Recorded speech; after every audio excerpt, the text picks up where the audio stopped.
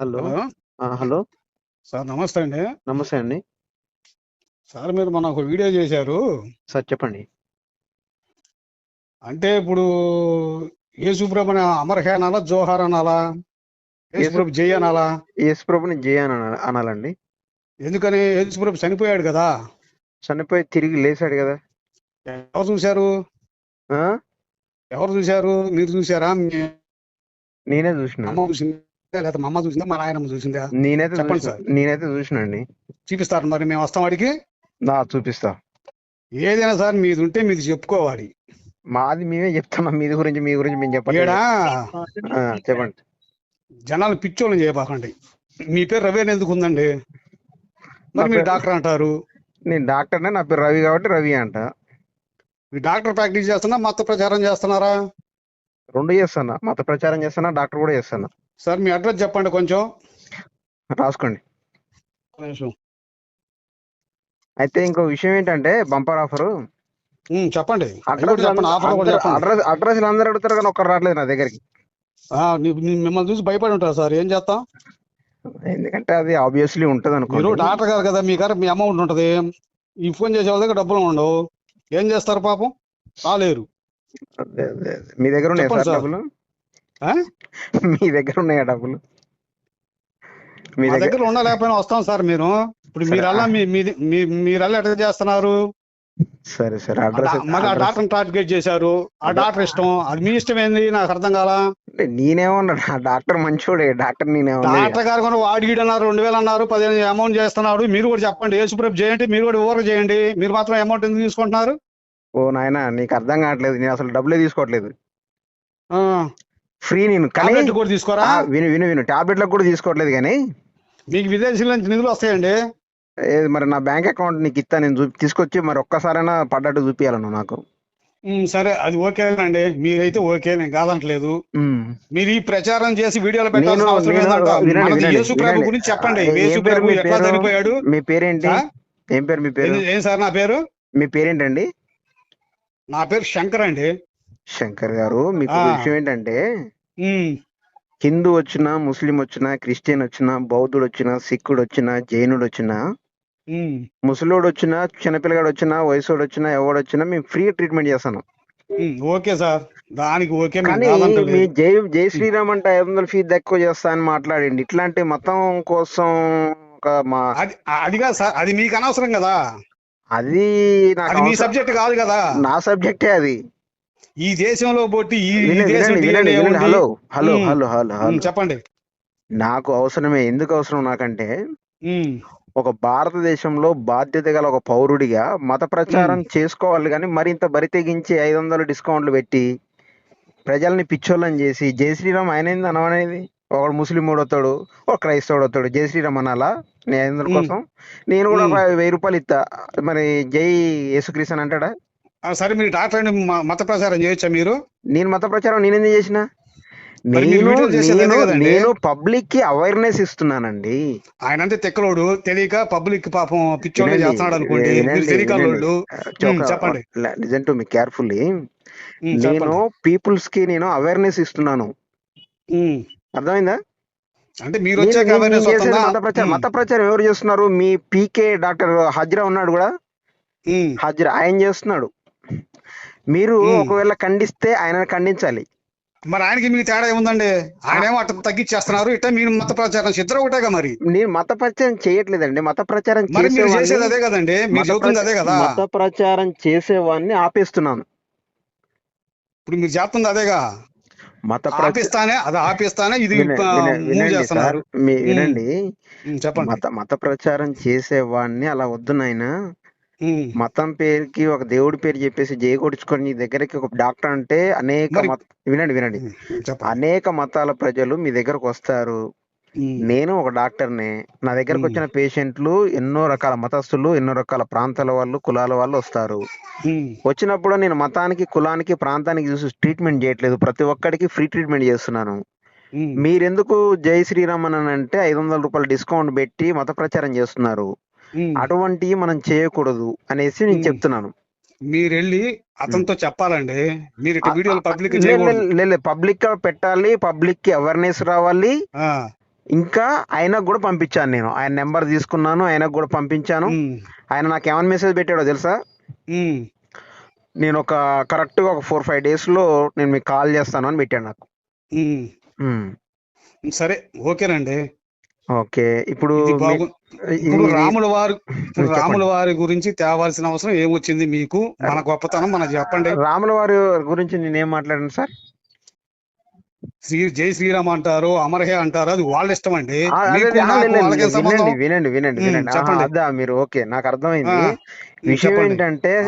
విషయం ఏంటంటే రామాయణాన్ని ఎవరు రాశారో తెలుసునా మీకు? వాల్మీకి రచించాడా? మరి ఆయన దేహాన్ని ఎక్కడ వదిలేశాడు ఆయన మన శ్రీరాముడు? ఏదో నదిలో వదిలేశాడు అన్నారు. ఏ నది అది? అది ఏదన్నా గానీ మీరు వినండి, మీరు హిందూ కదా, రామాయణం చదివారా? మీరు రామాయణం చదివారా? క్రిస్టియన్ కాదు. రామాయణం చదివారా? క్రిస్టియన్ అసలే. రామాయణం చదివారా? రామాయణం చదివారా? చదవలేదండి నేను. ఏదో రామాయణం చదవకుండా మీకు మీ దేవుడి పేరేంటి? ఏ దేవుడి పేరు? మీ దేవుడి పేరేంటి? మాకు భారత మాత బిడ్డలు అండి. మా దేవుడి మాకు అసలు దేవుడే ఉంది. ఓకే, భరత మాత బిడ్డలు. మీకు రాముడు దేవుడు కదా? ఒక రాజు. రాముడు దేవుడేనా కాదా? రాజు కాదు. రాముడు దేవుడు కాదు కదా? రాజు రాజ్యానికి రాజు దేవుడైతే కాదు. Okay, thank you so much. మీరు ఎందుకంటే మీరు రామాయణం చదవకపోయినా మీకు ఒక క్లారిటీ ఉంది, ఆయన దేవుడు కాదు, ఒక రాజు అని. నాకు తెలిసి ఏంటంటే నేను చదివిన ప్రకారం రామాయణంలో రాముడు గురించి, రాముడు ఒక సామాన్య మనిషి, ఉత్తమ పురుషుడు, ఒక మంచి మనిషి, అతను చూసి మనం చాలా నేర్చుకోవాలి అని మాత్రమే ఉంది, కానీ రాముడు దేవుడు అని ఎక్కడ లేదు. వినండి మీకు కంక్లూజన్ ఇస్తాను. దాని తర్వాత రాముడు సరయు అనే ఒక నదిలో తన ప్రాణాన్ని వదిలాడు. ఓకేనా? ఇప్పుడు ఒక మనిషి సరయు నదిలో ప్రాణాన్ని వదిలేశాడంటే మరణించాడు అని అర్థం. మీ హైందవ మతోన్మాదులు, మత ఉన్మాదులు ఉన్న వాళ్ళు కొంతమంది అయితే దాన్ని వక్రీకరించాలంటే ఆయన సూసైడ్ చేసుకుని చనిపోయాడని కూడా భావించి మాట్లాడవచ్చు, కానీ మేము అలా మాట్లాడాం కాబట్టి ఆయనకి గౌరవం ఇచ్చి ఆయన తన ప్రాణాన్ని అక్కడ వదిలేశాడు అంటే మరణించాడు అని అర్థం. వినండి మరణించిన తరువాత ఏ మనిషికైనా జై అని అనరు, అమరహై అని అంటారు. ఎందుకు అమరహై అంటారంటే ఒక మంచి కోసం ఒక ఉద్యమం చేసి పోరాడిన వ్యక్తిని, ఆయన చేసిన మంచి పనులను మనం జ్ఞాపకం చేసుకుంటూ ఆయన స్థిరస్థాయిగా మన హృదయంలో నిలిచిపోతాడు కాబట్టి ఆయనను మనం అమరహై అని అంటాం. బ్రతుకున్నోడికి మాత్రమే జై. ఇప్పుడు మీ పేరు ఏదో అన్నారు, నేను మర్చిపోయాను. శంకర్ గారిని జై కొట్టొచ్చు, ఎందుకంటే శంకర్ గారు అంటే నాకు చాలా ఇష్టం కాబట్టి జై శంకర్ గారు అని అంటే శంకర్ గారు. నాకు కూడా రవి గారు అంటే చాలా ఇష్టం. అది వర్ధిల్లాలి శంకర్ గారు, ఆయురారోగ్యాలతో జై మంచిగా ఉండాలనే ఒక ఉద్దేశంతో జై శంకర్ గారు అని అంటాను. కానీ జై శ్రీరామ్ అనలేము. ఎందుకని అంటే ఒక వ్యక్తి చనిపోయిన తర్వాత జై కొట్టకూడదు, అమరహై అని చెప్పాలా. అదే అండి. అది ఓకేనండి. ఇప్పుడు యేసు ప్రభు గారు దేవుడా మనిషా నాకు చెప్పండి. మీకు అంటే కళ్ళు తిరిగి కింద పడిపోయి ఆయన దేవుడు అని బైబిల్లో నేను కొన్ని 100 సార్లు చూపించగలుగుతాం మీకు. నేను బైబిల్ ఎవరు రాశారండి? బైబిల్ ఎవరు రాశారు? ప్రవక్తలు రాశారండి. ఏ ప్రవక్తలు ఎక్కడి నుంచి వచ్చారు? వాళ్ళు ప్రవక్తలు ఎక్కడ ఉండొస్తారండి? భూమి మీద ఉన్న మనుషులే ప్రవక్తలు. వాల్మీకి రాసించిన రామాయణ కరెక్ట్ కాదన్నారు మీరు. ఓకే, నేను అనలేదు. శంకర్ గారు చెప్పండి. వాల్మీకి రచించిన రామాయణం తప్పు, ఆయన రచించింది అబద్ధం, శుద్ధ దండగాని నేను అనలేదండి. ఇండైరెక్ట్ గా అన్నారండి. లేదు, నేను అసలు ఎప్పుడు అన్నాను. నేను ఒక విషయం చెప్పినా, నేను ఎప్పుడు గానీ ఏ మతాన్ని కానీ కించపరచను. ఒక నిమిషం లైన్ లో ఉండండి. ఫుల్ బాడీ ఫుల్ సర్వీస్ అంటారు కదా, ఫుల్ సర్వీస్ కదా. ఓకే, ఎంత టైం పడుతుంది? సరే కానీ సార్ చెప్పండి శంకర్ గారు. చెప్పండి, నాకు క్లారిటీ కావాలి. యేసు ప్రభు ఒకటే మాట చెప్పండి. దేవుడా ప్రవర్త 100% దేవుడు కాదు. వినండి. ఉమ్. మీకు చెమటలు బట్టి నీరసం అయ్యి కళ్ళు తిరిగి కింద పడిపోయేదాకా నేను బైబిల్లో దేవుడు దేవుడు దేవుడు అని చూపిస్తాను. ఒకటి, బైబిల్ ఎవరు రాశారండి? అది తెలియాలి కదా ముందు. బైబిల్ రాసిన ప్రవర్తలు ఎవరు, మీకు వాళ్ళు విషయం ఎక్కడి నుంచి చెప్పనా, వచ్చారు? మీరు ఇంతకు ముందు మీకు మీరే ఇమాజినేషన్ చేసుకొని రాంగ్ వర్డ్ ఒకటి మాట్లాడారు. ఏంటది? వాల్మీకి రచించిన దాన్ని మీరు తప్పు పట్టారని. అసలు తప్పు పట్టను, ఎందుకంటే దట్ ఈస్ ఫ్యాబ్రికేటెడ్ స్టోరీ, కల్పన కథ అని. సరే, అది ఓకేనండి, మీరు కరెక్టే. ఇప్పుడు ఇంకో విషయం ఏంటంటే, మన శంకర్ గారు చెప్పండి, యేసుక్రీస్తు దేవుడు అని బైబిల్లో 1.5 సార్లు చూపిస్తాను నేను. బైబిల్ ఎవరు రాశారని నేను అడిగాను. బైబిల్ రాసింది అది కరెక్ట్ అని వినండి వినండి వినండి వినండి. మీ డైరీని మీరు రాసుకున్నారు. ఇప్పుడు మీరు డైరీని మెయింటైన్ చేస్తున్నారా? డైరీ రాస్తారా రోజు? నేను రాయనండి. మీకు అలవాటు లేకపోతే సొసైటీలో ఉంటా, వినండి వినండి సొసైటీలో ఉంటా. వినండి, మీకు ఏ రోజు డైరీ ఆ రోజు రాసుకునే అలవాటు చాలా మందికి ఉంటుంది. ఉంటది. ఓకే. అలాగే యేసుక్రీస్తు భూమి పైన ఉన్నప్పుడు తన శిష్యులు, అంటే ఆయన నెంబడించిన 12 మంది శిష్యులు ఎవరైతే ఉన్నారో వాళ్ళు కొత్త నిబంధన, బైబిల్ కొత్త నిబంధన గ్రంథం. పాత నిబంధన ఏమైంది? వినండి వినండి, పాత నిబంధన. మీకు కొత్త నిబంధన కావాలా, పాత నిబంధన కావాలా? మాకు అది కావాలా, దాంట్లో ఉన్నది కావాలా, దీంట్లో ఉన్నది కావాలా? రెండు కావాలా? సరే, మీకు కొత్త నిబంధన యేసుక్రీస్తు గురించి మాట్లాడుతున్నారు. పాత నిబంధన మీరు చేప పిల్లలాగా ఒకదాని నుండి ఒకటి జంప్ అయిపోతే మీకు అది ఇది క్లారిటీ ఉండదు. యేసుప్రభు గురించి మాట్లాడు. వినండి వినండి శంకర్ గారు, హలో శంకర్ గారు, వినండి. మీరు ఇప్పుడు అది ఎవరు రాశారా అని అడిగారు. ఎవరు రాశారు అని అంటే మీరు చెప్పేది వినండి. అక్కడ బైబిల్లో కొన్ని సువార్తలు ఉన్నాయి. ఆ సువార్తల్ని 12 మంది శిష్యులలో కొంతమంది శిష్యులు సువార్తల్ని రాశారు. కొంతమంది అపోస్తులుడైన కొన్ని కొన్ని కొన్ని కొన్ని పత్రికల్ని అపోస్తులుడైన పౌలు తిమోతియులకు, కొరింథీయులకు, తీతుకు, ఇంకా కొన్నిటికి కొన్ని ప్రదేశాలకి పత్రికలు పంపించిన పౌలు గారు రాసినవి కొన్ని ఉన్నాయి. అన్నీ కలిపి బైబిల్లో 66 పుస్తకాలు ఉన్నాయి, పాత నిబంధన కొత్త నిబంధన మొత్తం కలిపి. అర్థమైందా?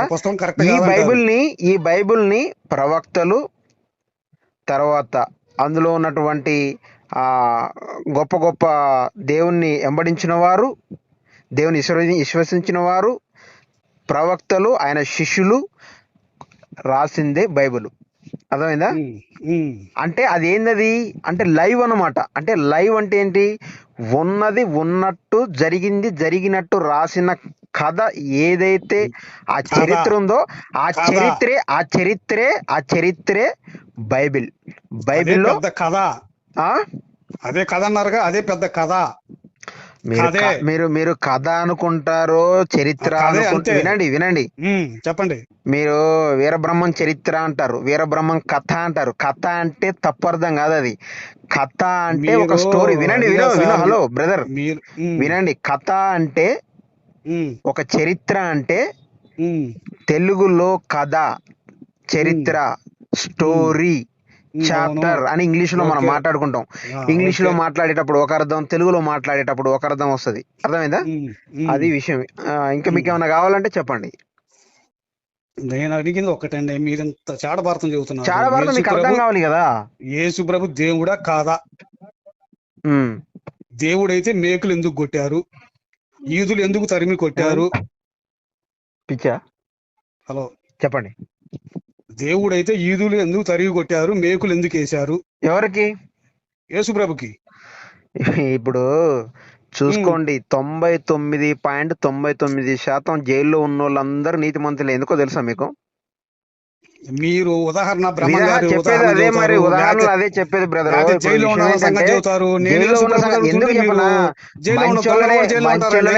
ఒక విషయం చెప్పేది అండి, మంచోళ్ళనే హింస పెడతారు, మంచోళ్ళనే కష్టపెడతారు. అవి ఎక్కడ కొన్ని జరుగుతాయి కాదంట్లా. దొంగలు దోపిడి దొంగలు కూడా జైల్లోనే ఉంటారు. అదే, అందుకే 1% వదిలిపెట్టిన.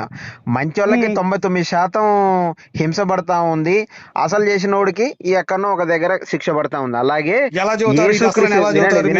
వినండి, మీలాంటి వాళ్ళు జీర్ణించుకోలేక ఇప్పుడు నాకు కాల్ చేశారు చూసావా? అలాగే ఆ కాలంలో నేను దేవుడు కుమారుణ్ణి, నేను దేవుణ్ణి, నా ద్వారానే తప్ప, అంటే నా ద్వారానే నా ద్వారానే తప్ప పరలోక రాజ్యం ఎవడు రాడు. ఎందుకంటే మీరు చేసిన ఆదాము చేసిన పాపాల వల్ల వచ్చినటువంటి ఆ పాపాలకు జీతం మరణం. ఆ మరణాన్ని మీరు నరకంలో యుగాలు తరతరాలు తగలబడకుండా ఎవరైతే